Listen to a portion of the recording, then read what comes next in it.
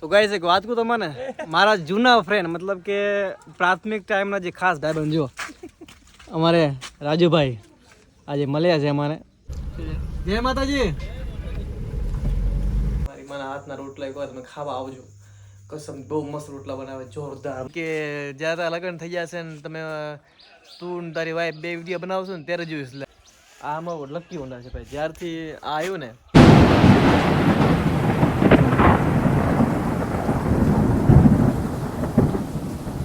Alright Gujarati સો કેમ છો, સ્વાગત છે મારા ન્યૂ બ્લોગમાં, ન્યૂ વિડીયોમાં. તો ચલો શરૂ કરીએ આજનો ન્યૂ બ્લોગ. તો ગાઈસ આજની કંઈક સવાર આવે છે, આપણે રાતના ફૂલ વરસાદ થયો છે એકદમ, એટલે આખું નીલું છમ થઈ ગયું છે બધું, મતલબ આખો વરસાદ થયો છે રાતના. અને અત્યારે ગુજરાતમાં વરસાદ ઘણો બધો છે, અમદાવાદ સાઈડ ને આ બાજુ હળવદ સાઈડ ને એ બાજુ મતલબ વરસાદ ઘણો છે. મારે મુંબઈ જવું હતું પણ ટ્રેન અત્યારે બધી બંધ છે, બધી બ્લોક થઈ ગઈ છે 2-3 દિવસથી, એટલે હવે નીકળ્યા એમ નથી. પણ વાંધો નહીં, જેમ ટ્રેન ચાલુ થઈ જશે એટલે હું નીકળીશ. પણ ત્યાર લગી દેશમાં છું તો દેશના બ્લોગ બનાવું, અને આપણો ડેલી આપણો બ્લોગ આવે જ છે તો ડેલી બ્લોગ નાખું.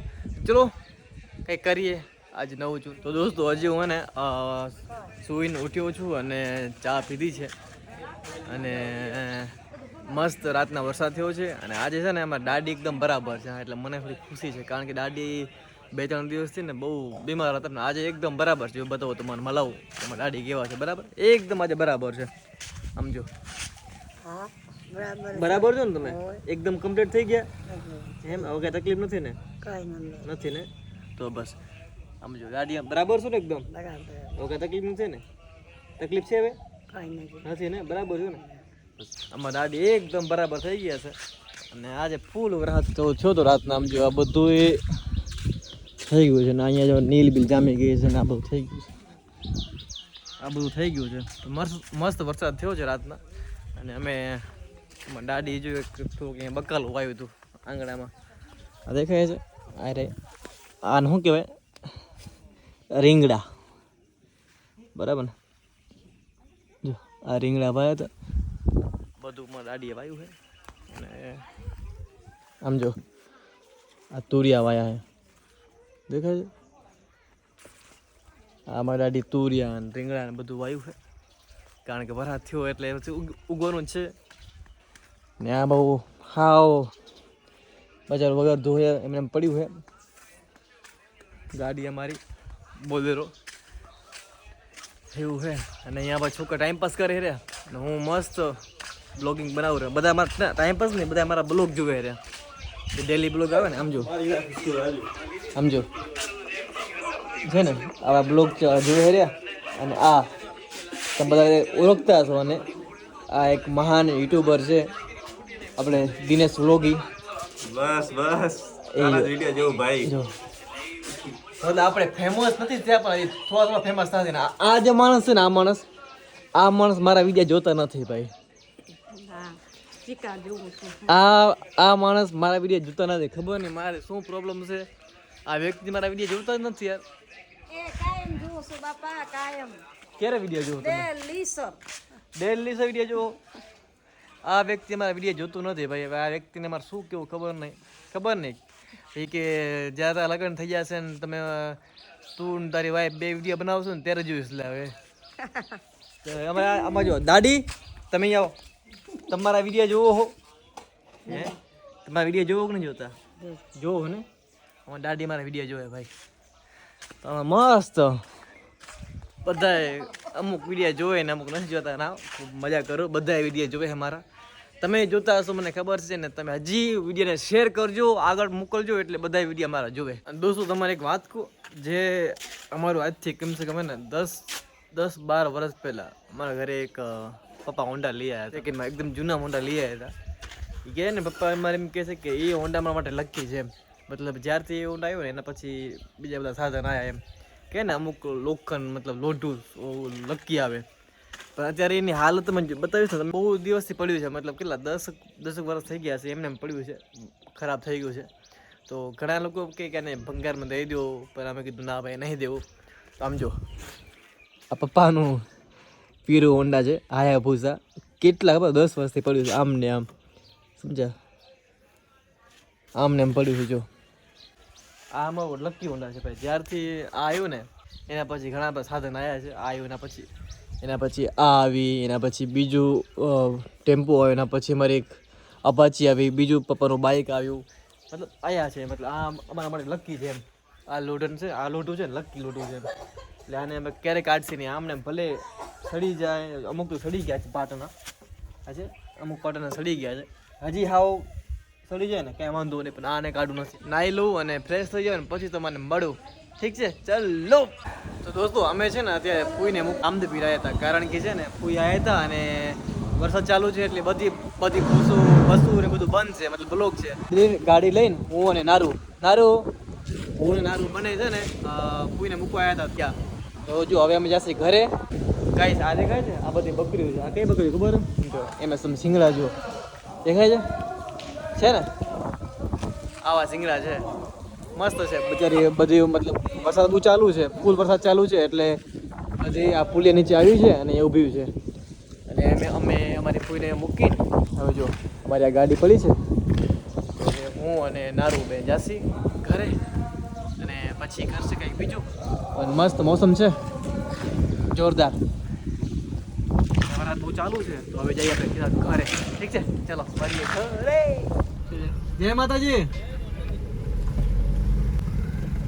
તો દોસ્તો અત્યારે હાલત બહુ ખરાબ છે કારણ કે બહુ ખૂબ વરસાદ છે અને તમે અગર જાય બી ગમે ત્યાં હોય ને ત્યાં તમે સાવધાન રહેજો કારણ કે અત્યારે રસ્તા બધા બ્લોક છે અમે તો બાજુમાં આવું હતું એટલે વાંધો ના આવ્યો બાકી આગળ જવું હોય ને આમ હળવદ બાજુ કે મોરબી સાઈડ તો રસ્તા ઘણા બંધ છે તો તમે ખૂબ ધ્યાન રાખજો બધી રીતના અને કાળજી રાખજો તમારી ખુદની યાર ઠીક છે બાકી તો જો અત્યારે અમે ફૂઈને મૂકવા આવ્યા હતા આવીને મતલબ બાજુમાં રામદેવ પીર છે મારી ઘરની બાજુમાં ત્યાં મૂકવા આવ્યો હતો તો એ લોકોને મૂકીને હવે હું જાઉં છું સીધો ઘરે એક વાત કહું તમને દોસ્તો અગર આપણને એમ ખબર છે કે રસ્તા બધા બંધ છે બરાબર પછી ટ્રેનો બધી બંધ છે કાલથી ટ્રેનો બધી બંધ પડી છે કોઈ આવતી નથી ટ્રેનો બધી બંધ છે બસો બધી બંધ છે તો આ ફાટક કેમ બંધ છે આજો આ ફાટક કેમ બંધ છે મને કહો કારણ કે ફાટક કેમ બંધ હોવું જોઈએ કંઈ હે તો નહીં અત્યારે કંઈ તો એ ફાટક કેમ બંધ હોય ના હોય ને તો બોલ ફાટક એ બંધ પડ્યું છે વિચાર કરો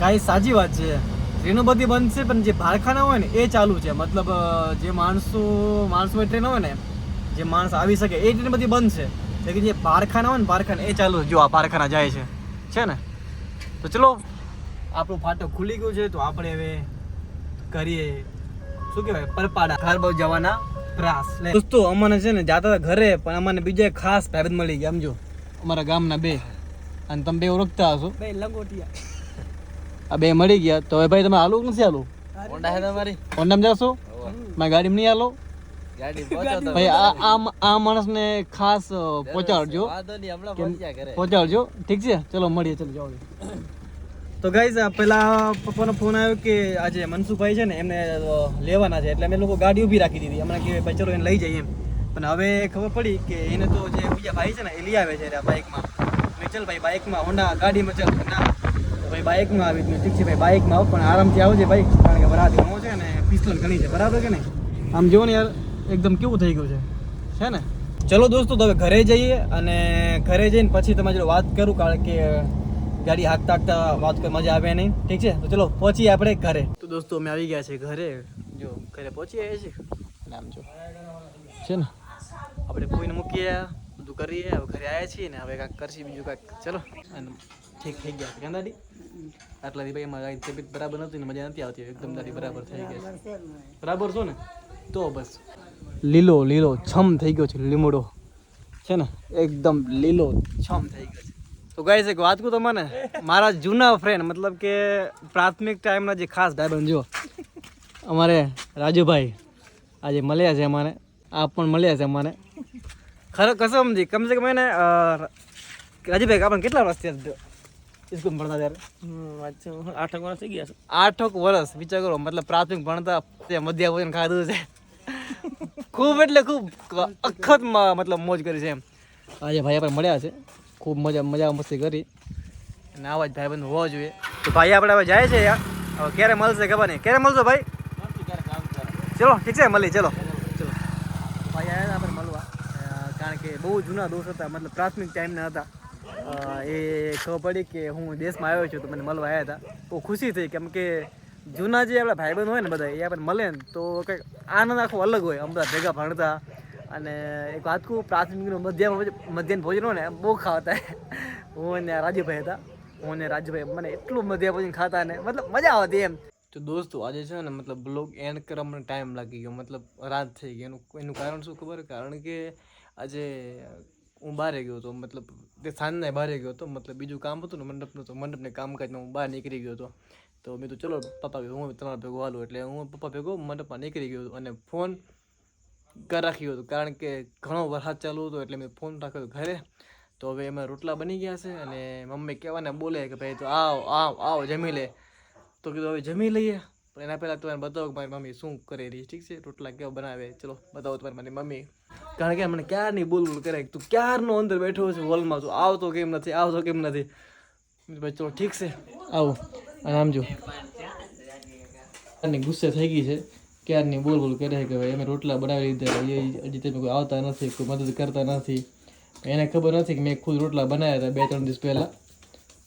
મેં તો અંધારામાં રોટલા બનાવ્યા હતા, લાઈટ હતી ને તો રોટલા બનાવ્યા, વિચાર કરો. ઠીક છે ભાઈ, અમે ખાઈ લઈએ હવે. જમી લે ને.